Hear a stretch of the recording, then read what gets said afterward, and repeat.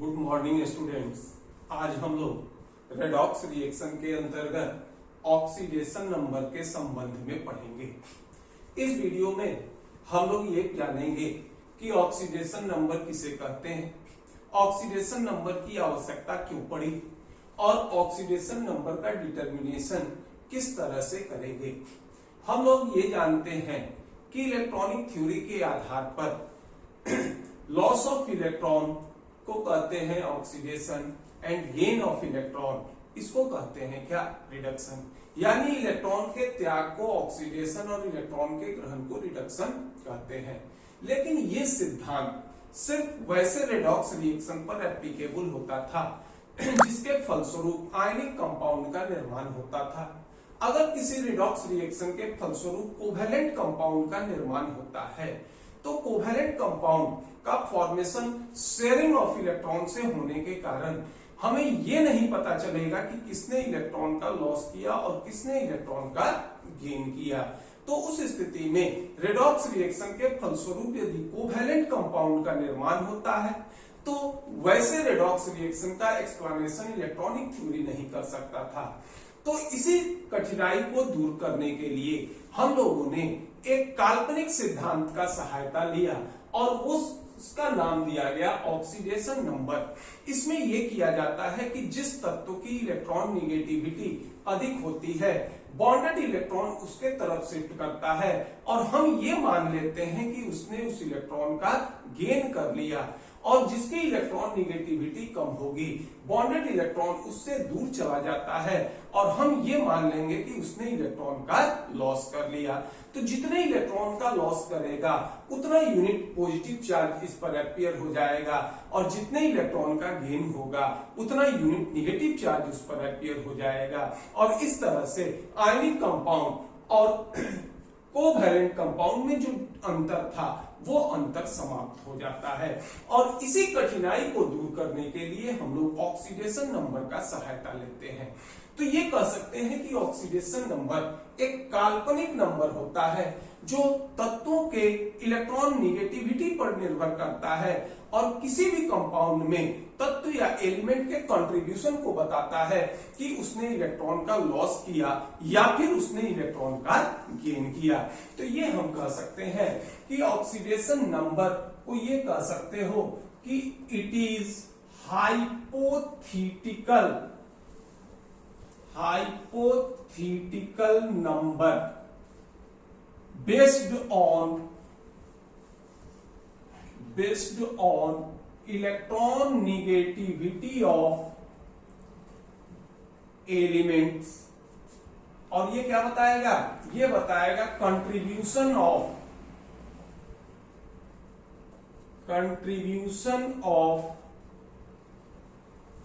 element इन compound कि either ये इसने इलेक्ट्रॉन का लॉस किया है या फिर इलेक्ट्रॉन का गेन किया है। जैसे मान लीजिए फॉर एग्जांपल ये जैसे कंपाउंड है HCl, इसमें हाइड्रोजन और क्लोरीन इसके बीच कोवैलेंट बॉन्ड का फॉर्मेशन हुआ है। तो क्लोरीन की इलेक्ट्रॉन निगेटिविटी अधिक है तो बॉन्डेड इलेक्ट्रॉन शिफ्ट करेगा क्लोरीन के तरफ। तो हम ये मान लेंगे कि क्लोरीन ने इलेक्ट्रॉन का गेन कर लिया और इसका ऑक्सीडेशन नंबर हो जाएगा -1 और बॉन्डेड इलेक्ट्रॉन हाइड्रोजन से दूर जाने के कारण ये मान लेंगे कि इसने इलेक्ट्रॉन का लॉस कर दिया और इसका ऑक्सीडेशन नंबर हो जाएगा क्या, +1। और इस तरह से हम लोग किसी भी कंपाउंड में एलिमेंट के कंट्रीब्यूशन को बता सकते हैं। अब यह है कि इस ऑक्सीडेशन नंबर का डिटर्मिनेशन किस तरह से करेंगे।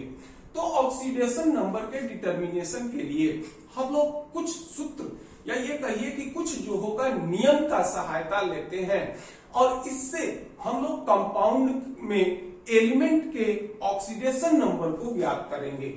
लेकिन ये जो नियम बनेगा ये नियम एब्सोल्यूट नहीं होते, यानी सारे कंपाउंड में सारे एलिमेंट के ऑक्सीडेशन नंबर इन नियम के सहायता से हम लोग ज्ञात नहीं कर सकते। कुछ ऐसे भी स्थिति होंगे लगभग 20% कंपाउंड जिसमें हम लोग ऑक्सीडेशन नंबर इस नियम के सहायता से ज्ञात नहीं कर पाते। तो वैसी स्थिति में हम लोग कंपाउंड के स्ट्रक्चर और एलिमेंट के इलेक्ट्रॉन निगेटिविटी के आधार पर हम लोग इनका ऑक्सीडेशन नंबर ज्ञात करते हैं। तो ये देखते हैं कि किस तरह से हम लोग कंपाउंड में एलिमेंट के ऑक्सीडेशन नंबर को ज्ञात करेंगे। इसके कुछ हम लोग नियम बनाए हैं। जैसे मान लीजिए रूल्स, सबसे पहला रूल ये है कि किसी भी कंपाउंड पर किसी तरह का कोई चार्ज नहीं होता। इसका मतलब कंपाउंड के फॉर्मेशन में जितने इलेक्ट्रॉन का लॉस होगा ठीक उतने ही इलेक्ट्रॉन का नेट गेन होगा। रिजल्टेंट क्या हो जाएगा? 0। तो पहला नियम ये होगा कि किसी भी कंपाउंड में एलिमेंट के ऑक्सीडेशन नंबर का अलजेब्रिक सम, या ये कहिए कि सम कितना होगा? 0 के बराबर होगा। तो ये कह सकते हैं कि फर्स्ट नियम ये हो जाएगा कि algebraic sum of oxidation number of elements in compound is equal to 0, is equal to 0। as for example, जैसे मान लो हमने ले लिया H2SO4। अब ये हाइड्रोजन, ऑक्सीजन और सल्फर के मिलने से बना है। इसमें कुछ न कुछ हाइड्रोजन का ऑक्सीडेशन नंबर होगा, कुछ सल्फर का होगा और कुछ ऑक्सीजन का होगा। सबके ऑक्सीडेशन नंबर को जोड़ दो तो ये कितना? 0 के बराबर हो जाएगा। तो अब ऑक्सीडेशन नंबर के डिटर्मिनेशन में एक चीज और ध्यान देते हैं कि जब भी हम लोग किसी भी एलिमेंट का ऑक्सीडेशन नंबर निकालेंगे तो सिंगल एटम का निकालते हैं, या नहीं मल्टीपल एटम का नहीं निकालेंगे। जैसे मान लीजिए इस H2SO4 में हाइड्रोजन के 2 एटम हैं, तो हम लोग एक एटम हाइड्रोजन का ऑक्सीडेशन नंबर निकालेंगे। तो ये हो जाएगा, देखिए 2 into oxidation number of hydrogen, जो भी हाइड्रोजन का ऑक्सीडेशन नंबर। फिर देखिए ये हो गया ऑक्सीडेशन नंबर ऑफ सल्फर। फिर इसमें जोड़ देंगे क्या? ऑक्सीजन के 4 एटम है, 4 into oxidation number equal to 0। यानी जो भी हाइड्रोजन का ऑक्सीडेशन नंबर हो, सल्फर का ऑक्सीडेशन नंबर हो और ऑक्सीजन का ऑक्सीडेशन नंबर हो, सबको यदि जोड़ दें तो ये कितने? 0 के बराबर होगा।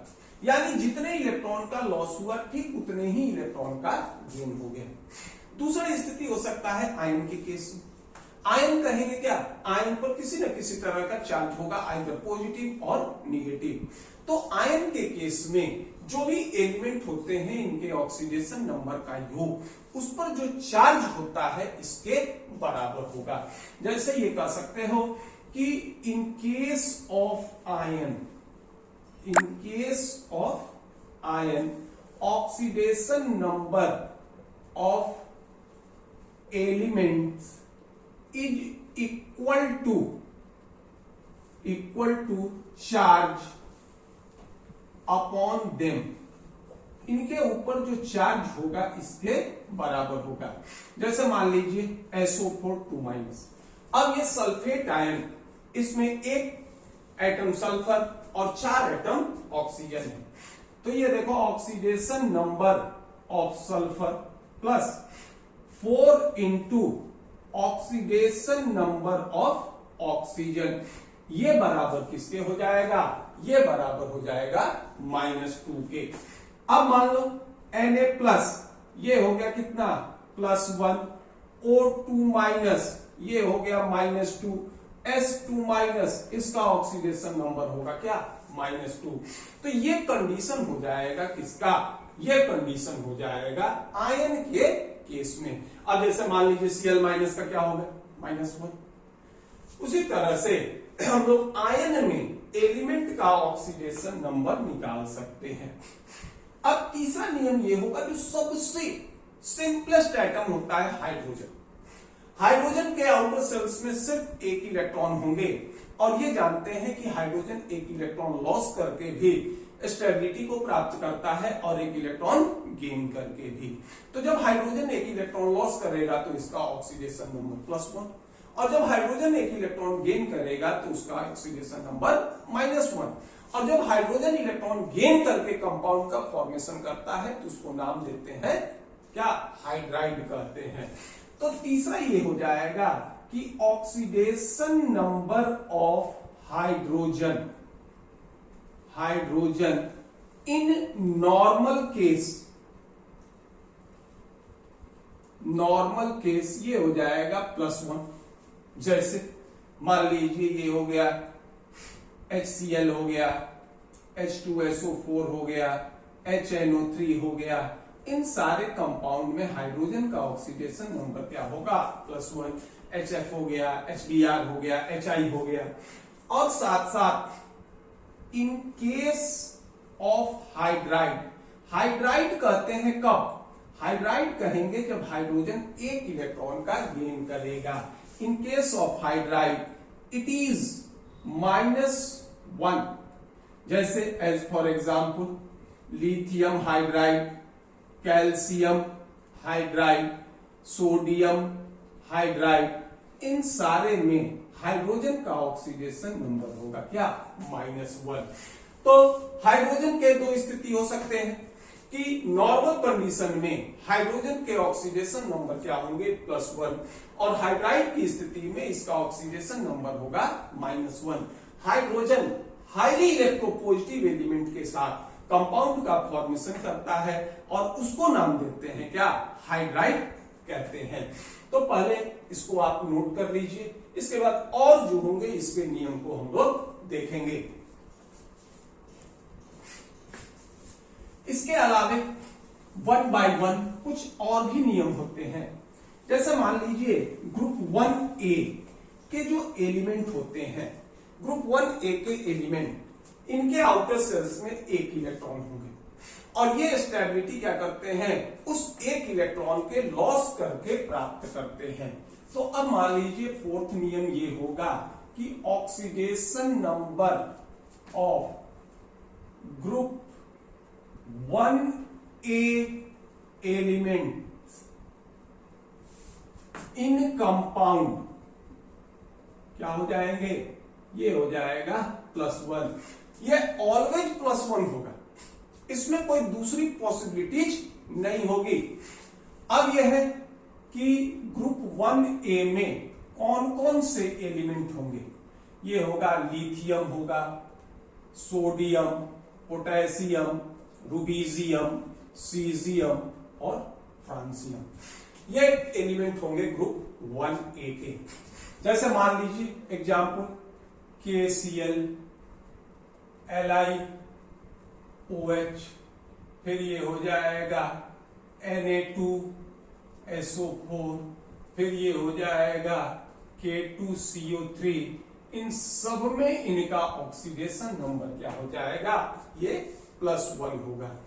उसी तरह से ग्रुप 2A के एलिमेंट, ग्रुप 1A के एलिमेंट को हम लोग नाम देते हैं क्या? अल्कली मेटल कहते हैं।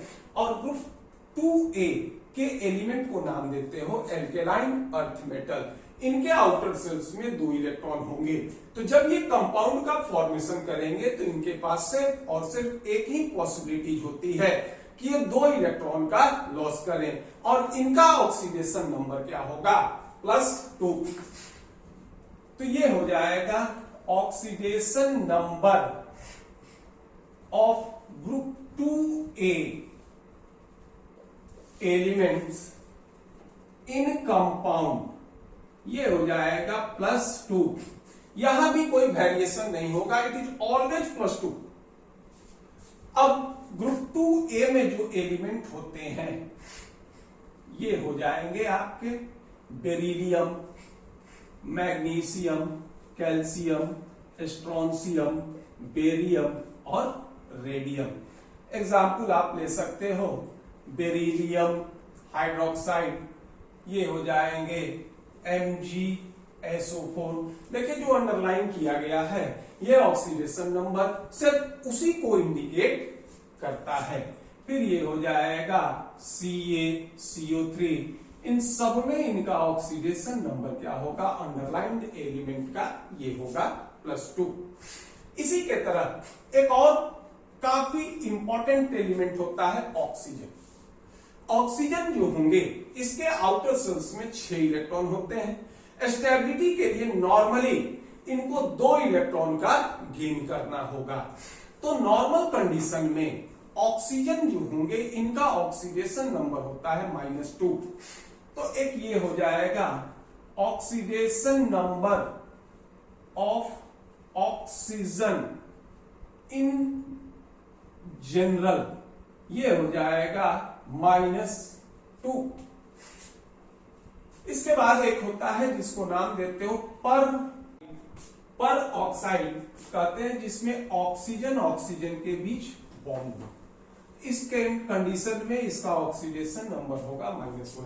अब ये देखिए दोनों ऑक्सीजन में दोनों की इलेक्ट्रॉन निगेटिविटी समान होगी, बॉन्डेड इलेक्ट्रॉन शिफ्ट होगा, बीच में रहेगा, तो इस बॉन्ड के कारण किसी के ऑक्सीडेशन नंबर में कोई परिवर्तन नहीं होगा, इसीलिए इसका ऑक्सीडेशन नंबर -1। दूसरा होता है, एक होगा सुपर ऑक्साइड। सुपर ऑक्साइड होगा कि ऑक्सीजन मॉलिक्यूल अगर एक इलेक्ट्रॉन का गेन करता है, उस स्थिति में इसका ऑक्सीडेशन नंबर होगा क्या, -12। सुपर ऑक्साइड के एग्जाम्पल होंगे, देखिए ये होगा KO2, यह ऑक्सीजन का हो जाएगा आपका -12। पर ऑक्साइड का एग्जाम्पल हो जाएगा H2O2, Na2O2, BaO2, ये सारे जो होंगे ये पर ऑक्साइड हैं, -1। और नॉर्मल कंडीशन में सारे ले सकते हैं, कोई MgO, CaO, Na2O, सब में इसका क्या हो जाएगा -2। ये नॉर्मल कंडीशंस होते हैं ऑक्सीजन के। इस ऑक्सीजन के ऑक्सीडेशन नंबर का एक एक्सेप्शनल बिहेवियर ये होता है कि अगर ये फ्लोरीन के साथ कंपाउंड का फॉर्मेशन करे, एक्सेप्शन, अगर ये फ्लोरीन के साथ कंपाउंड का फॉर्मेशन करे तो इसमें ऑक्सीजन का ऑक्सीडेशन नंबर हो जाएगा कितना, +2 होगा, क्योंकि ऑक्सीजन और फ्लोरीन में अगर हम तुलना करते हैं तो फ्लोरीन की इलेक्ट्रॉन निगेटिविटी अधिक होगी, बॉन्डेड इलेक्ट्रॉन शिफ्ट करेगा फ्लोरीन के तरफ, तो इस पर क्या हो जाएगा नेगेटिव, और ऑक्सीजन पर चार्ज हो जाएगा क्या, पॉजिटिव। इसके अलावे और एक एलिमेंट लेते हैं, जनरली ये होगा कि oxidation number of sulphur in sulphate SO4 2-, ये होंगे +6, एंड सल्फाइड S2- इज -2। यानी सल्फेट में सल्फर का ऑक्सीडेशन नंबर होगा कितना, +6, और सल्फाइड में सल्फर का ऑक्सीडेशन नंबर होगा कितना, -2। एज फॉर एग्जाम्पल देख लीजिए, H2SO4, इसमें ले लो सल्फर का, Na2SO4 sodium sulphate, CaSO4 calcium sulphate, Al2SO4 aluminium sulphate, सब में इसका ऑक्सीडेशन नंबर सल्फर का क्या होगा, +6। सल्फाइड में आप ले सकते हैं H2S, Na2S, इन सब में इनका ऑक्सीडेशन नंबर क्या हो जाएगा, -2। इसके अलावे oxidation number of nitrogen in nitrate NO3- is +5। Nitrate में नाइट्रोजन का ऑक्सीडेशन नंबर क्या होगा, +5। जैसे HNO3, NaNO3, CaNO3(2), nitric acid, sodium nitrate, calcium nitrate, सब में इसका ऑक्सीडेशन नंबर होगा क्या, +5। हम लोग इसको इसलिए डायरेक्ट लिख लेते हैं क्योंकि सल्फेट हो गए, सल्फाइड हो गए, नाइट्रेट हो गए, ये कॉमन कंपाउंड होते हैं और इनका यूज, या ये कहिए कि इनकी जरूरत हमें क्या होती है, अक्सर पड़ेगी। तो अगर मान लो हम सल्फेट का जो होगा ऑक्सीडेशन नंबर जानते हैं, टोटल का योग अगर कंपाउंड है तो 0 के बराबर, अगर आयन है तो उसके ऊपर जो चार्ज है उसके बराबर, तो अदर एलिमेंट के ऑक्सीडेशन नंबर निकालने में क्या होता है, आसानी होता है। इस तरह से ये हम लोग कुछ नियम जो होगा ये देखेंगे। पहले इसको नोट कर लीजिए, इसके बाद कुछ और नियम शेष बच जाते हैं, तो पहले इसको नोट कर लीजिए।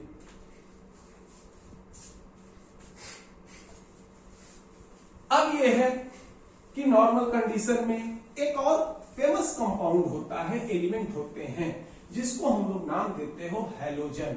Halogen fluorine, chlorine, bromine, iodine. अब ये है कि नेक्स्ट ये हो जाएगा halogen, oxidation number of halogen is -1। कब? नॉर्मल केस में। हैलोजन क्या होते हैं? Fluorine, chlorine, bromine, iodine. इसके आउटर शेल्स में 7 इलेक्ट्रॉन होंगे। अगर ये 1 इलेक्ट्रॉन का गेन करता है तो ये स्टेबिलिटी को प्राप्त हो जाता है। इसलिए नॉर्मल कंडीशन में इसके ऑक्सीडेशन नंबर क्या होंगे? -1। एग्जाम्पल देख लीजिए, HF, HCl, HBr, HI, इन सब में इनका क्या होगा? -1। Oxidation number of halogen in inter halogen compound.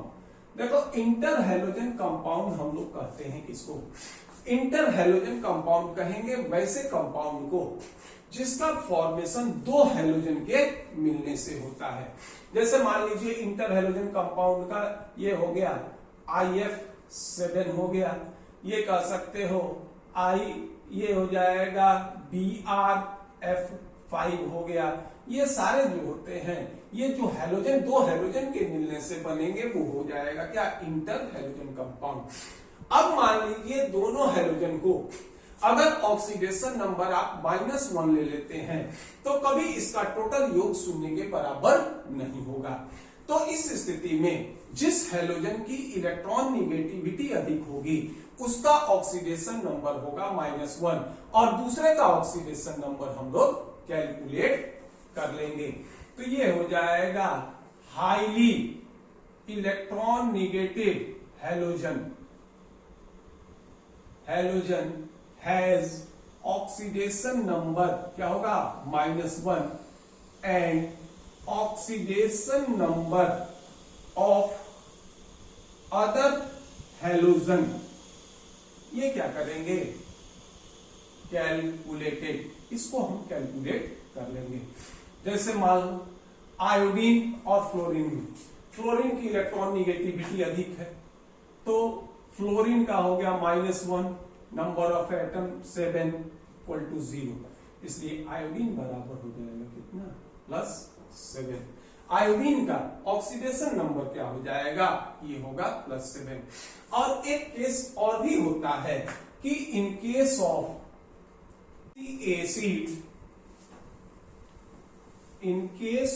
Oxy acid of halogen, तो इसमें ये हो जाएगा कि इसका ऑक्सीडेशन नंबर पॉजिटिव होंगे, क्योंकि ऑक्सी एसिड इसमें हाइड्रोजन और ऑक्सीजन होंगे किसके साथ? हैलोजन के साथ। और सारे हैलोजन सिर्फ फ्लोरीन को अगर छोड़ दीजिए तो सबकी इलेक्ट्रॉन निगेटिविटी ऑक्सीजन से कम होगी। इसलिए ऑक्सी एसिड के केस में इसका ऑक्सीडेशन नंबर क्या हो जाएगा? ये पॉजिटिव हो जाएगा। जैसे मान लीजिए HOCl, हाइड्रोजन का देखिए ये हो गया +1, ऑक्सीजन का हो जाएगा -2 प्लस Cl = 0। और इसको कैलकुलेट कर लो तो Cl बराबर क्या हो जाएगा? +1। इसी तरह से ऑक्सी एसिड में क्लोरीन का ऑक्सीडेशन नंबर हम लोग ज्ञात कर लेंगे। और इसके बाद एक ये होता है कि oxidation number of element in natural state, diatomic element, triatomic element, सबका क्या हो जाएगा? 0। तो ये होगा oxidation number of element in native state, diatomic elements etcetera, ये क्या हो जाएंगे? ये 0। जैसे मान लीजिए example sodium, calcium, barium, strontium, aluminium, सबका क्या होगा 0। जैसा हमने सोडियम को लिया, सोडियम के सारे इलेक्ट्रॉन इसके पास है, ना ही इसने किसी को इलेक्ट्रॉन दिया, ना ही इसने किसी का इलेक्ट्रॉन लिया, कोई जो होगा इलेक्ट्रॉन का शिफ्टेंस नहीं हुआ, तो इसका oxidation number 0। Diatomic element देखिए, hydrogen, oxygen, nitrogen, fluorine, chlorine, इन सबका ऑक्सीडेशन नंबर होगा 0। ट्राई एटॉमिक, ओजोन 0, P4 ये हो जाएंगे 0, S8 ये भी हो जाएंगे 0। देखो इसमें क्या है कि सेम एलिमेंट के बीच अगर बॉन्ड का फॉर्मेशन होता है तो डिफरेंस ऑफ इलेक्ट्रॉन निगेटिविटी 0 होगा।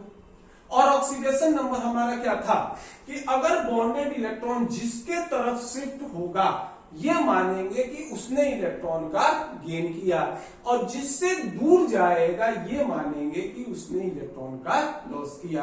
अगर मान लीजिए बॉन्डेड इलेक्ट्रॉन बीच में रहेगा तो हम ये मानेंगे कि ना तो किसी ने इलेक्ट्रॉन का लॉस किया और ना ही किसी ने इलेक्ट्रॉन का गेन किया, और इस तरह से ऑक्सीडेशन नंबर क्या हो जाएगा, उसका 0 होगा। तो ये कुछ नियम थे। इसके अलावा एक चीज और होता है कि सामान्यतः ऐसी स्थिति है कि ऑक्सीडेशन नंबर कभी भी ग्रुप नंबर से अधिक नहीं हो सकता, और अगर मान लीजिए कुछ एक्सेप्शन को छोड़ दीजिए तो ये कभी भी ग्रुप नंबर से अधिक नहीं होगा। जैसे मान लीजिए नाइट्रोजन, इसके आउटर सेल्स में 5 इलेक्ट्रॉन है, तो अगर ये 5 इलेक्ट्रॉन का लॉस करेगा तो क्या हो जाएगा +5। लेकिन अगर किसी कंपाउंड में नाइट्रोजन का ऑक्सीडेशन नंबर +6 आ जा रहा है तो इसका मतलब है कि इसने 6 इलेक्ट्रॉन का लॉस किया था, इसके पास 5, तो छठा इलेक्ट्रॉन कहां से ये लॉस करेगा। तो ये भी होता है कि ऑक्सीडेशन नंबर कभी भी ग्रुप नंबर से अधिक नहीं होगा।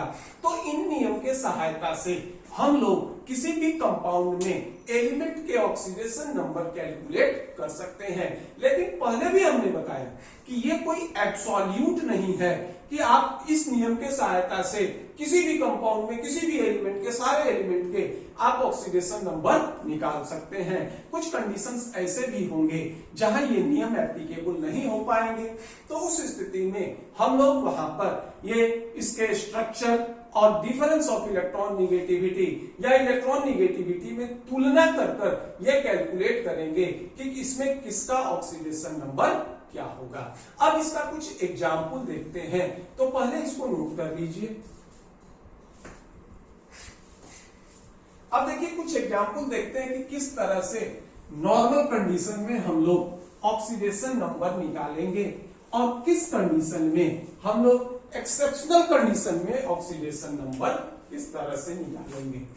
जैसे मान लीजिए सपोज करो KMnO4, अब ये कहें कि इसमें Mn का ऑक्सीडेशन नंबर ज्ञात कीजिए। देखिए पोटासियम हमारा क्या है, अल्कली मेटल +1, Mn का कैलकुलेट करना है, Mn लिख रहे हैं। ऑक्सीजन हो गया कितना, -2, नंबर ऑफ एटम हो गए कितने, 4, टोटल का योग कितना हो गया, 0। तो अब यहां Mn का अगर कैलकुलेट करोगे तो ये हो जाएगा Mn का ऑक्सीडेशन नंबर हो जाएगा कितना, +7। उसी तरह से अगर मान लीजिए ये हो जाए K2Cr2O7 में आपको कहे कि क्रोमियम का निकालिए। देखिए पोटासियम फिर हो गया अल्कली मेटल, ये हो गया +1, नंबर ऑफ एटम हो गया 2, क्रोमियम के 2 एटम है 2 × Cr प्लस ऑक्सीजन का होगा -2, नंबर ऑफ एटम हो गए 7, टोटल हो गया 0। अब इसको कैलकुलेट करोगे तो ये हो गया 14 में से 2 घटा लो, ये हो गया कितना 12, 2 से डिवाइड कर दो 6, तो ये होगा क्रोमियम का हो जाएगा +6। इस तरह से हम लोग नॉर्मल कंडीशन में क्या करते हैं, ये एलिमेंट का ऑक्सीडेशन नंबर हम लोग ज्ञात करेंगे। अब देखिए कुछ एक्सेप्शनल होते हैं। एक्सेप्शन में जैसे मान लीजिए सपोज कीजिए ये होगा Fe3O4।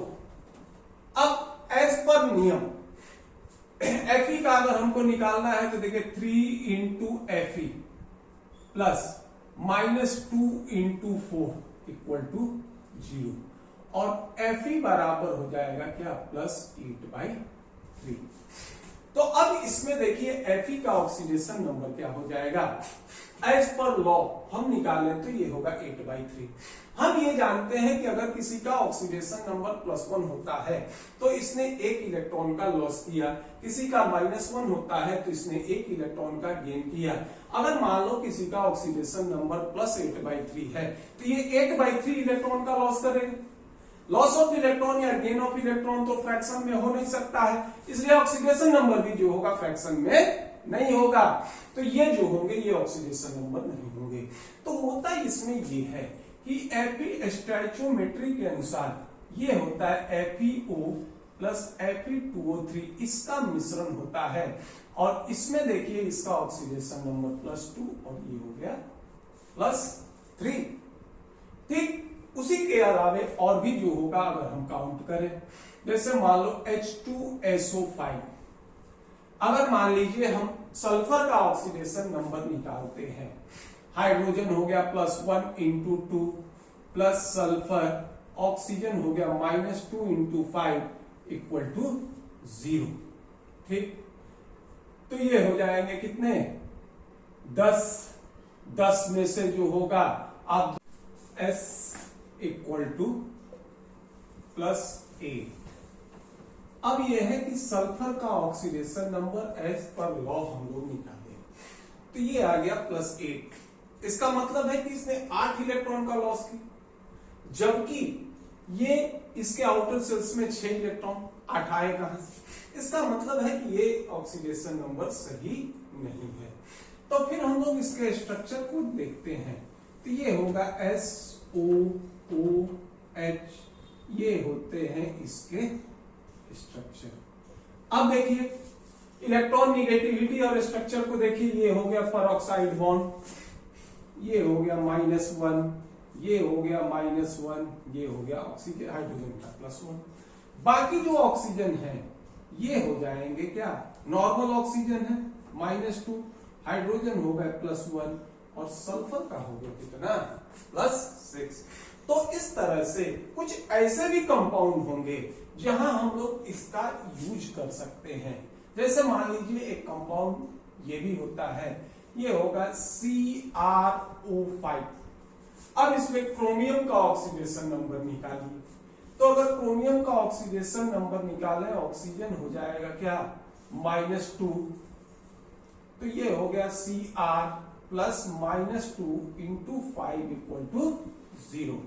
और इसलिए क्रोमियम का ऑक्सीडेशन नंबर हो जाएगा कितना +10। +10 का मतलब क्या है कि इसने 10 इलेक्ट्रॉन का लॉस किया, यह संभव नहीं है। अब फिर हम लोग क्या करते हैं कि इसके स्ट्रक्चर को जो होगा ये देखें, ये होता है CrO5, इसका स्ट्रक्चर देखिए, ये हो गया -1, ये हो गया -1, ये हो गया -1, ये हो गया -1, ये हो गया -2 और ये हो गए कितने +6। अब आप टोटल को जोड़ लो, ये हो जाएगा कितना, ये हो जाएगा 0 के बराबर। और इस तरह से ये जो हम लोग ऑक्सीडेशन नंबर निकालने के जो नियम देखे, उससे सारे कंपाउंड के में एलिमेंट के ऑक्सीडेशन नंबर का कैलकुलेशन हम नहीं कर सकते। जो शेष बच जाते हैं उसका ऑक्सीडेशन नंबर हम लोग इस तरह से जो होगा ये ज्ञात करते हैं। और इस तरह से हम लोग ये देखें कि ऑक्सीडेशन नंबर क्या होता है, इसका जरूरत क्यों पड़ा, इसका डिटर्मिनेशन किस तरह से करते हैं, और ये ऑक्सीडेशन नंबर कंपाउंड में एलिमेंट का किस तरह से ज्ञात करते हैं। तो आपको ये वीडियो किस तरह का लगा? अगर ये वीडियो पसंद आए तो इसे लाइक कीजिए, सब्सक्राइब कीजिए। धन्यवाद।